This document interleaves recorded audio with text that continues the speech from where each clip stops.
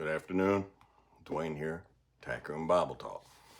I'm in 3 or 4 days I got in between classes, and so I got some time to catch stuff up. So I'm making videos. I just recorded one, posted it over on Dry Creek Wrangler School, and so I'm going to talk to you a little bit over here. Got me one of my nice big meerschaums, and I've got some brown bogey in it. For those who are interested in pipe and cigar stuff, if you were to ask me, Dwayne, what pipe tobacco has the closest correlation to the taste of a good strong cigar, it'd be brown bogey. The downside to brown bogey is, for me, it's very hard to get lit proper and to keep it lit. It comes really wet, and it's a rope. It's coiled up really tight. But it's worth going through the work for it. So that's what I got going on here. There's a phrase in the New Testament that Christ uses quite often. In fact, he uses it while he's here on earth, all through his teaching and stuff. He used it very heavily. We go over it, we skip over it, and we don't pay attention to it. But he uses it a lot.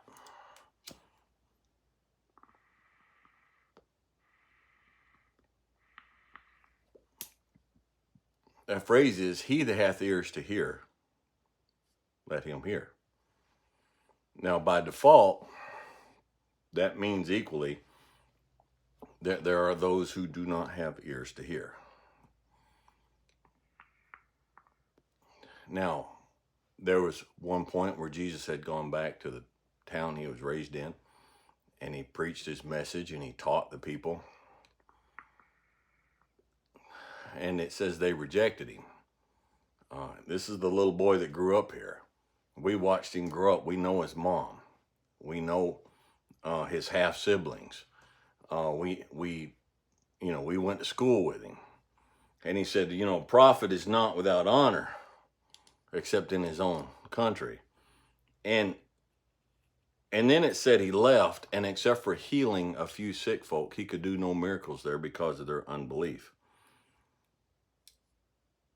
The thing that is really drawn out there is the fact that Jesus Christ himself did not try to convince anybody of anything that they did not want to believe. He said time and time again, if you have ears to hear it, hear it. If you don't, don't. And then he would leave. There's a argumentative culture today in religion. I'm not going to say the church, because very little of it actually has anything to do with the church, but in religion, we get the idea that it is our right and our responsibility to change people's mind. You can't change anybody's mind about any doctrine, any denomination, any faith. You can't change anybody's mind. Okay, now what you can do is you can present information, and they can look at the information and the viewpoint that they have. You can look at they can look at the information that you have presented before them, and then it's up to them to make a choice. And some people, most people, do not have ears to hear. And if they don't have ears to hear, it does not matter how loud you get. It does not matter how many pages and pages and pages of scripture you trot forth. It does not matter how vitriolic you get. None of that matters. They are not going to hear. And it drives them absolutely bonkers when you refuse to argue with them. They call me names. They call me, apparently I'm a coward. Apparently I don't know what I actually believe because I'll not engage in argument. Apparently I don't really believe what I say I believe because I refuse to engage in argument. But he that hath ears to hear, let him hear. And he that don't, like Paul said, let him trouble me no more. Now, I want to encourage you, believers, to settle the heck down, okay, for yourself. Now, we as Christians, the word Christian means a follower of Christ, and we are to be Christlike. Very few people today know what it means to be Christlike. Okay. I had a pastor, quote, pastor slash preacher slash whatever. And if I gave you his name on here, many of you would know him very well. And he came to me and he asked me if they supported my wife and I, would we go over and start a missionary training school in Thailand. Thailand would be a foreign field. So a lot of the cultural traps, a lot of the language traps, a lot of traps that people who go to serve overseas and fall into, it would have a lot of those there. And so I could take these, and it was all young men, and I could take these young men and guide them and teach them. Not so much, it wasn't a Bible school, although we did cover some Bible doctrine and topics and stuff, but it was mostly wisdom and common sense school. And it lasted 7 months, and it failed. And the reason it failed, because first off, many of these young men came out of a very strong religious background, and they did not have ears to hear. And almost all of them came from a particular sect, a particular, in my opinion, evangelical Christian, but cult. And they did not have ears to hear. And the fellow that sent over and said, I want to do this. And I and my partner who was over with me, we sent back and said, that's not wise. That's not going to work. We would love for you to come over here and see what's going on and make a decision on the ground here and actually see. And he didn't, and he waited until he got an excuse, and he abandoned my wife and myself and my children in Thailand and pulled all funding and pulled everything. Not for any wrongdoing, but because he didn't have ears to hear. His pride and his arrogance got in the way, and he could not say, well, let's go see if there's another way to look at this. And so a bunch of friends of mine, a bunch of guys I used to do construction with, got together and quickly built some pole barns and took the profit from that and bought plane tickets for my wife and my 7 children and I for us to make it back home. Didn't have ears to hear. Now, I didn't lay out I didn't berate, and I'm like, if you're going to hear, you're going to hear. If you're not, you're not. And so I went on. And it was hurtful. You know, it created a lot of damage and hurt my wife and I and to the ministry. But I realized people see what they want to see. They think what they want to think. And you can show whatever you want to show. But they're only going to believe and they're only going to see what they want to see. And to get militant, this is one of the things that troubles me about some of the philosophies of the Vatican and the Catholic Church and the Catholics. They throw this term, the church militant. The church militant. That's not scriptural. we fight against sin, we fight against the devil, but we don't burn people at the stake because they have a different doctrinal view. We don't. There are people. There's people on YouTube. Every time somebody mentions me on their own channel, YouTube notifies me, and I get curious and I'll go look. And I don't answer them. I don't correct them. Um, you know, I'm there's in videos made that Dwayne, the Tack Room Bible Talk, is going to hell, and he's a heretic, and he's this, and he's that. I don't ever correct them. Why? Because they have chosen to believe what they want to believe. And the truth is, he that hath ears to hear, he will hear.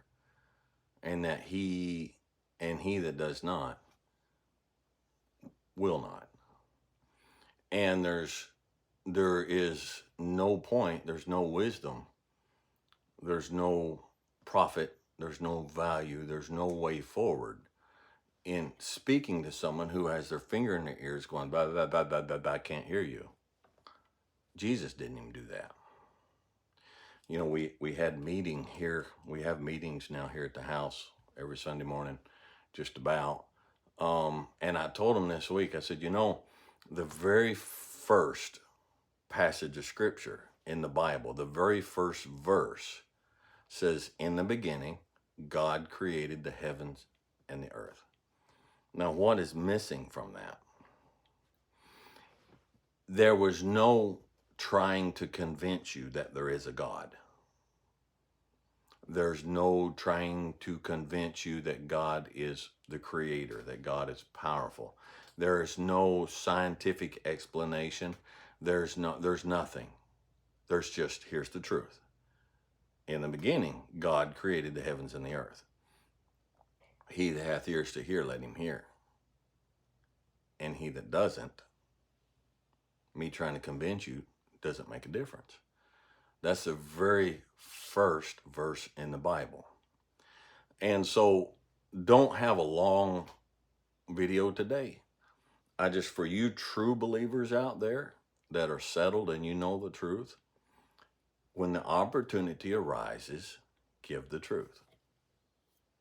Somebody asked me this week on the channel, and they were very sincere. It's a very good question, very sincere question. And he had, I think they had family members that wouldn't listen, wouldn't hear, and people, and he's trying to convince them, and he's like, Dwayne, what do I do? And I said, look, if someone is genuinely asking, if they're seeking for answers, give them the answers that you have and let them take it from there. For the rest of them, cast not your pearls before the swine, lest they turn again and rend you. And a lot of people will ask questions, and you learn after a while to discern who are the honest ones who are asking honest questions because they're searching, they are seeking. And the rest of them don't give an answer. All right? Or give an answer, one answer, and walk away. Let them do what they want. Christ walked away. The Apostle Paul, when he preached his sermon on Mars Hill, most of them mocked him and said, no, we don't accept this. Some of them came to him and said, hey, we'd like to hear more about this. He turned his back on those who rejected him and went with those who wanted to hear more. And he invested his time and his energy and his effort in those who were seeking. If you take, I'm just going to end with this illustration. I'm going to be done. If you take the parable of the sower, and it says, and he sowed seed, and some fell by the wayside, some fell on stony ground, some fell in the thorns rose up and choked it, and some fell on good ground. Now, I've been raised, my granddads on both sides, my great granddads back for generations are farmers, and I've worked on farms. And let me tell you something about growing a crop. The seed that fell on the stony ground fell there by accident. The sower, they did broadcast sowing. They carry a bag, scoop the seed up, and broadcast it out, cast it out. They did not focus on hard, stony ground. They did not take crowbars and go over and dig and chop and dig and dig and beat and drill bits and sledgehammers and try to turn that stony ground into something that would grow a seed. They did not do that. If it wound up over there, it wound up over there. But that is not where they focused their efforts and their attention. They focused their efforts and their attention on good ground, ground that would grow fruit. Too many times today, out of our zeal or our pride or whatever else, we take it personal when the seed falls on stony ground and doesn't grow. And we will ignore the seed that is on good ground that is growing. We will ignore that because we are trying to convince the naysayers. We are trying to convince those that do not have ears to hear. And if you're out there and you're planting the seed, if you're sowing truth, put your efforts on the good ground. Don't spend all your time trying to grow a crop on stony ground that refuses to accept the seed. Okay? You're not, I think, unfortunately, out of a goodness of heart, I think a lot of people think it is my job to convince this person I'm right, and if I don't, they're going to be lost. And if they're lost, then their blood's going to be on my hands. That is not the case. Remember, the prophet said, look, if you blow the trumpet and they don't listen to the trumpet was the watchman, sees the enemy coming, the armies of the opposing kingdom coming for battle. You blow the warning trumpet. If they do not hear the trumpet, their blood is on their own head. Their blood's not on your head. Okay? So on your channels, some of you have channels and you're trying to put the truth out. You're trying to put the gospel out. People are coming in and they're wanting to debate. They're wanting to argue. They're wanting to suck all your time. Speaking of that, people are like just coming in and just arbitrarily posting links to other YouTube videos, other preachers. They get deleted. All right, I delete them. Why? Because I don't have the time or the energy or the inclination to track down and trace down the validity of every video that you come in. You won't speak, you won't discuss, you won't talk, you won't say, hey, anything about this. You'll just post a video of somebody else with another point. It just gets deleted. I don't even go watch them. I don't even watch them. Why? Because I focus on the good ground. And I don't waste my time on they who do not have ears to hear. We're told to be wise as serpents and harmless as doves. But we surely do not approach the serving of God with much wisdom. We approach it with much emotion. And we approach it with much pride. Now, I have a temper. I've never hid that. Okay, I work on it all the time. And I'll answer, and somebody will come back and I may answer twice. And they'll come back and then I'll just delete them. I delete them, block them from the channel. You guys know this, you've seen it. Why? Because they do not have ears to hear. And they're not going to waste my time and my energy. I'm not a 10-year-old boy on a playground. Okay, just because you say, why are you chicken? Are you chicken? You'll not accept my and they'll use the term, I challenge you. And I'm like, You challenge me. Do I look like a 10-year-old on a playground somewhere, that I'm so weak and so emotional and so prideful that because you want to argue something that you don't want to hear, you just want to debate and argue? I don't accept your challenge. Okay? I don't care. I'm busy.